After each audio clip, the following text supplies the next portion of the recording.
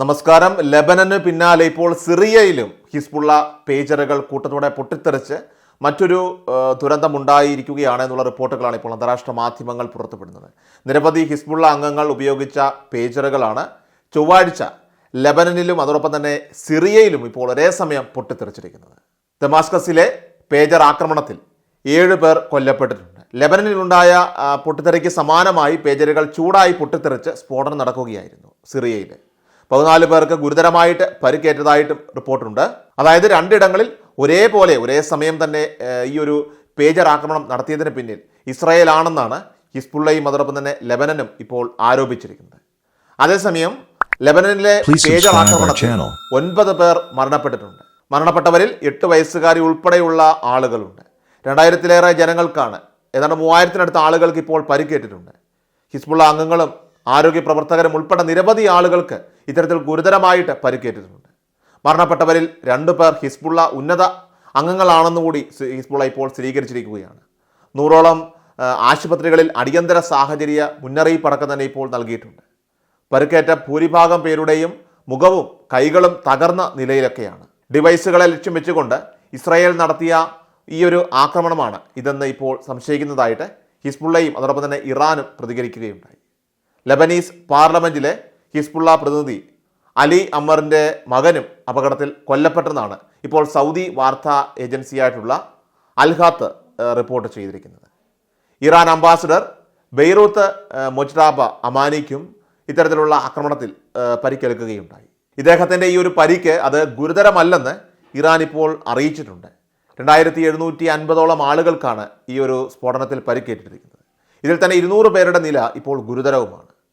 Israel Gaza യുദ്ധം തുടങ്ങിയത് മുതൽ ആശയവിനിമയത്തിനായിട്ട് ഹിസ്ബുള്ള ഉപയോഗിക്കുന്ന പേജറുകളാണ് ഇത്തരത്തിൽ ഇപ്പോൾ കൂട്ടത്തോടെ ചൂടായി പൊട്ടിത്തെറിച്ചിരിക്കുന്നത്.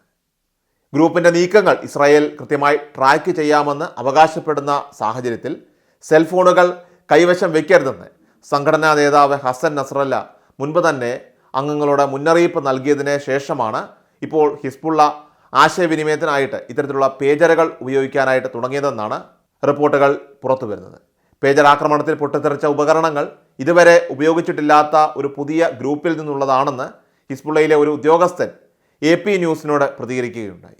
എന്നാൽ ബ്രാൻഡിനെയോ അല്ലെങ്കിൽ വിതരണക്കാരെയോ ഉദ്യോഗസ്ഥർ കൃത്യമായി തിരിച്ചറിഞ്ഞിട്ടില്ല.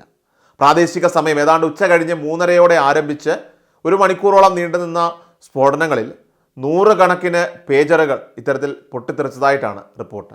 ഇറാന്റെ പിന്തുണയുള്ള സായുധ സംഘടനയായിട്ടുള്ള ഹിസ്ബുള്ളയുടെ അംഗങ്ങൾ പരസ്പരം ആശയവിനിമയം നടത്താൻ ഉപയോഗിച്ചിരുന്ന പേജറുകളിൽ അവരറിയാതെ തന്നെ സ്ഫോടക വസ്തുക്കൾ വെച്ച് നടത്തിയ ആക്രമണമാണ് കഴിഞ്ഞ ദിവസം അരങ്ങേറിയത് എന്നാണ് വിലയിരുത്തലുകൾ. അതായത് പ്രാദേശിക സമയം ഏതാണ്ട് 3:30 കൂടിയാണ് ഈ ഒരു ആക്രമണം അവിടെ ഉണ്ടായത്. ഹിസ്ബുള്ളയുടെ പുതിയ പേജറുകളുടെ ഈ പറയുന്ന ലിഥിയം ബാറ്ററികളുണ്ട്, അവ പൊട്ടിത്തെറിച്ചാണ് ഈ അപകടമുണ്ടായത് എന്നാണ് പ്രാഥമിക നിഗമനം. തങ്ങളുടെ ചരിത്രത്തിലെ തന്നെ ഏറ്റവും വലിയ ഒരു സുരക്ഷാ വീഴ്ചയാണ് ഇത്തരത്തിൽ സംഭവിച്ചിരിക്കുന്നതെന്ന് ഹിസ്ബുള്ളയുടെ നേതൃത്വം ഇപ്പോൾ പ്രതികരിച്ചിട്ടുണ്ട്. സംഭവത്തിൽ ഇസ്രായേലിന് പങ്കുണ്ടെന്ന ഹിസ്ബുള്ളയും അതോടൊപ്പം തന്നെ ഇറാനും ആരോപിക്കുന്നുണ്ടെങ്കിൽ കൂടിയും ഇസ്രായേൽ ആകട്ടെ ഈ ഒരു സംഭവവുമായി ബന്ധപ്പെട്ട് ഇതുവരെ ഔദ്യോഗികമായിട്ടുള്ള തലത്തിൽ പ്രതികരിച്ചിട്ടില്ല. 1996 ജനുവരി 5 സമാനമായ രീതിയിൽ ഇസ്രായേൽ ഹമാസിനു വേണ്ടി സ്ഫോടക വസ്തുക്കൾ തയ്യാറാക്കി നൽകിയിരുന്ന യഹിയ അയ്യാഷിനെ കൊല ചെയ്തിരുന്നു. 100ഓളം വരുന്ന ഇസ്രായേലികൾ കൊല്ലപ്പെടാൻ കാരണക്കാരനെന്ന് കരുതപ്പെടുന്ന ഒരു വ്യക്തിയാണ് ഈ അയ്യാഷ് എന്ന് പറയുന്ന ആൾ. അയ്യാഷിന് അച്ഛൻ്റെ ഫോൺ കോൾ വരികയും സംസാരിക്കുന്നതിനിടെ തന്നെ അയാളുടെ ഫോൺ പൊട്ടിത്തെറിച്ച് മരണപ്പെടുകയുമായിരുന്നു. ഇസ്രായേലി സെക്യൂരിറ്റി ഏജൻസികൾ അയ്യാഷ് പോലും അറിയാതെ അയാളുടെ ഫോണിൽ സ്ഫോടക വസ്തുക്കൾ വയ്ക്കുകയുണ്ടായിരുന്നു. ഇസ്രായേലി സെക്യൂരിറ്റി ഏജൻസികൾ അയ്യാഷ് പോലും അറിയാതെ ഫോണിൽ സ്ഫോടക വസ്തുക്കൾ വയ്ക്കുകയായിരുന്നു.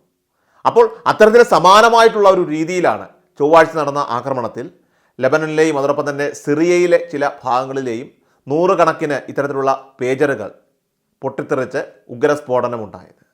എന്നാൽ ഇസ്രായേൽ ആകട്ടെ ഈ സംഭവത്തെക്കുറിച്ച് ഇതുവരെയായിട്ടും ഒരു പ്രതികരണവും നടത്തിയിട്ടില്ല എന്നതാണ് ഇപ്പോൾ ലോകരാഷ്ട്രങ്ങൾ ചർച്ച ചെയ്യുന്നത്. സമാനമായ രീതിയിൽ നിരവധി ആക്രമണങ്ങൾ നടത്തിയതിൻ്റെ ചരിത്രമുള്ളതുകൊണ്ട് തന്നെ ഇപ്പോൾ സംശയത്തിൻ്റെ നിഴൽ മുഴുവൻ ഇസ്രായേലിന് മുകളിൽ തന്നെയാണ്.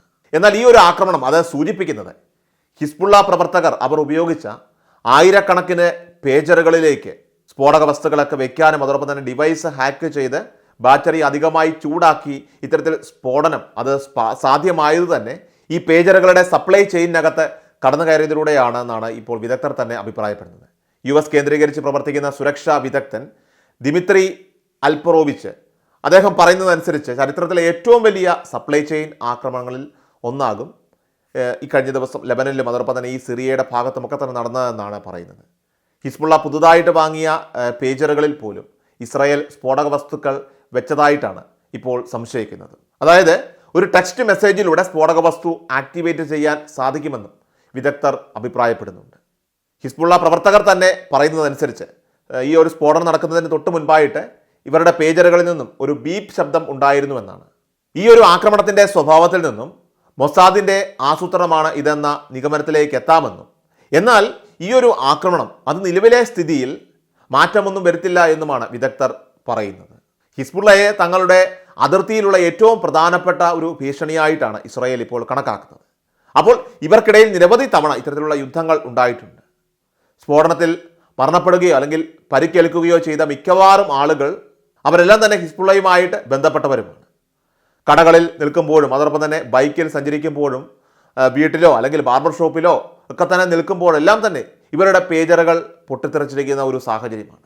വിവിധ സ്ഥലങ്ങളിൽ ശക്തമായിട്ടുള്ള രീതിയിൽ സ്ഫോടനങ്ങൾ നടന്നതായിട്ടുള്ള ദൃശ്യങ്ങളടക്കം തന്നെ അന്താരാഷ്ട്ര മാധ്യമങ്ങളിലൂടെയും അതോടൊപ്പം തന്നെ സോഷ്യൽ മീഡിയയിലൊക്കെ തന്നെ പ്രചരിക്കുന്നുണ്ട്. സോഷ്യൽ മീഡിയയിലൂടെ പുറത്തു വന്ന പല വീഡിയോകളിൽ പോലും കുട്ടികൾ ഉൾപ്പെടെ പരിക്കേറ്റ നിരവധി ആളുകളെ നമുക്ക് കാണാൻ സാധിക്കും. അതിൽ തന്നെ മുറിവേറ്റവർ, രക്തത്തിൽ കുളിച്ചു കിടക്കുന്ന ആളുകൾ, അതോടൊപ്പം തന്നെ ചിലർക്ക് മുഖത്തും കയ്യിലും മുറിവുകളും അതോടൊപ്പം തന്നെ അവരുടെ ശരീരത്തിലൊക്കെ തന്നെ മുറിവുകളൊക്കെ ഉണ്ടായിട്ടുണ്ട്. അപ്പോൾ ഈ പേജറുകൾ പൊട്ടിത്തെറിച്ച പശ്ചാത്തലത്തിൽ ലെബനൻ ആരോഗ്യ മന്ത്രാലയം പറഞ്ഞിരിക്കുന്നത് പേജറുകൾ കൈവശം വച്ചിരിക്കുന്ന പൗരന്മാരോട് അവ എത്രയും വേഗം ഉപേക്ഷിക്കാനായിട്ട് ആവശ്യപ്പെടുകയും അതോടൊപ്പം തന്നെ ആശുപത്രികളിലെല്ലാം തന്നെ ഇപ്പോൾ ഉയർന്ന ജാഗ്രത, അതീവ ജാഗ്രത പാലിക്കാനായിട്ടുള്ള മുന്നറിയിപ്പ് നൽകിയിരിക്കുകയാണ്. കാരണം ഈ പറയുന്ന ലെബനനിലെ നിരവധി പ്രദേശങ്ങളെ, പ്രത്യേകിച്ച് ബെയ്റൂട്ടിൻ്റെ ഈ തെക്കൻ പ്രാന്ത പ്രദേശങ്ങളൊക്കെ തന്നെ അത് ഹിസ്ബുള്ളയുടെ തന്നെ സ്ഥിരാകേന്ദ്രങ്ങളാണ്.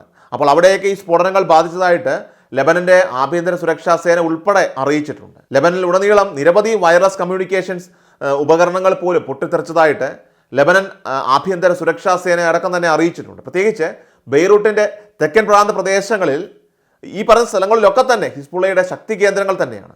ഏതാണ്ട് ഒക്ടോബർ 7 ഗാസയിൽ ഇസ്രായേൽ ആക്രമണം ആരംഭിച്ച ആ സമയത്താണ് തങ്ങളുടെ അംഗങ്ങളോട് ഹിസ്ബുള്ള ഈ ഒരു ആക്രമണ സാധ്യത ഉള്ളതിനാൽ തന്നെ അവരുടെ മൊബൈൽ ഫോണുകൾ അതൊരു കാരണവശാലും ഉപയോഗിക്കരുതെന്നും പകരം ആശയവിനിമയത്തിനായിട്ട് പേജറുകൾ ഉപയോഗിക്കാമെന്നും നിർദ്ദേശം നൽകിയത്. ഇപ്പോൾ ഈ പൊട്ടിത്തെറിച്ച പേജറുകൾ അത് പുതിയതും അതോടൊപ്പം തന്നെ സമീപ മാസങ്ങളിലൊക്കെ തന്നെ ഹിസ്ബുള്ള വാങ്ങിയതുമായിരുന്നുവെന്ന് അടുത്ത വൃത്തങ്ങൾ തന്നെ ഇപ്പോൾ ചൂണ്ടിക്കാട്ടുന്നുണ്ട്. പ്രത്യേകിച്ചും തായ്വാനീസ് നിർമ്മാതാക്കളായിട്ടുള്ള ഗോൾഡ് അപ്പോളോയിൽ നിന്ന് ഓർഡർ ചെയ്ത പേജറുകളുടെ ഒരു ബാച്ചിനുള്ളിൽ ഇസ്രായേൽ സ്ഫോടക വസ്തുക്കൾ ഒളിപ്പിച്ചതായിട്ട് ന്യൂയോർക്ക് ടൈംസ് അടക്കം തന്നെ ഇപ്പോൾ റിപ്പോർട്ട് ചെയ്യുന്ന സാഹചര്യമുണ്ട്. വിദൂര പ്രദേശങ്ങളിൽ നിന്ന് പോലും ഇത്തരത്തിൽ പൊട്ടിത്തെറിപ്പിക്കാൻ അല്ലെങ്കിൽ സ്ഫോടനം ഉണ്ടാക്കാൻ സഹായിക്കുന്ന തരത്തിൽ ഒരു സ്വിച്ചും അതിൽ ഉൾപ്പെടുത്തിയിരുന്നു. കമ്പനിയുടെ മുദ്ര പതിപ്പിച്ച പേജറുകൾ ഒരു യൂറോപ്യൻ വിതരണക്കാരനാണ് നിർമ്മിച്ചതെന്ന് ഗോൾഡ് അപ്പോളോ വിശദീകരണം നൽകിയിട്ടുണ്ട്. എന്നാൽ ഗോൾഡ് അപ്പോളോ പേജറുകൾ അവ ലെബനനിലേക്കോ അല്ലെങ്കിൽ മിഡിൽ ഈസ്റ്റിലേക്കോ അയച്ചതായിട്ട് തായ്വാനിൽ ഒരു രേഖയും ഇല്ല എന്നാണ് ഇപ്പോൾ തായ്വാനീസ് സുരക്ഷാ ഉദ്യോഗസ്ഥർ മാധ്യമങ്ങളോട് പ്രതികരിച്ചിരിക്കുന്നത്. അഭൂതപൂർവമായിട്ടുള്ള ഈ ഒരു ആക്രമണം ഇപ്പോൾ ഗാസയിൽ ഇസ്രായേൽ നടത്തുന്ന ഈ ഒരു വംശഹത്യയുടെ പശ്ചാത്തലത്തിൽ തീർത്തും സംഘർഷഭരിതമായിരിക്കുന്ന ഈ പറയുന്ന പശ്ചിമേഷ്യയെ അത് കൂടുതൽ വഷളാക്കുമെന്ന വിധത്തിലാണ് ആശങ്ക ഇപ്പോൾ വിവിധ ഇടങ്ങളിൽ തന്നെ ഉയരുന്നുണ്ട്. കാരണം ഹിസ്ബുള്ളയെ തങ്ങളുടെ അതിർത്തിയിലുള്ള ഏറ്റവും പ്രധാനപ്പെട്ട ഒരു വലിയ ഭീഷണിയായിട്ട് തന്നെയാണ് ഇപ്പോൾ ഇസ്രായേൽ കണക്കാക്കിയിരിക്കുന്നത്. അതിൻ്റെ പശ്ചാത്തലത്തിൽ ഇവർക്കിടയിൽ തന്നെ നിരവധി തവണ വലിയ രീതിയിലുള്ള യുദ്ധങ്ങൾ ഉണ്ടായിട്ടുണ്ട്. എല്ലാ ദിവസവും വാർത്തകൾക്കും യൂട്യൂബ് ചാനൽ സബ്സ്ക്രൈബ് ചെയ്യുക, ഫേസ്ബുക്ക് പേജ് ഫോളോ ചെയ്യുക. വാർത്തകളുടെ നോട്ടിഫിക്കേഷനായി ബെൽ ഐക്കൺ എനേബിൾ ചെയ്യുക.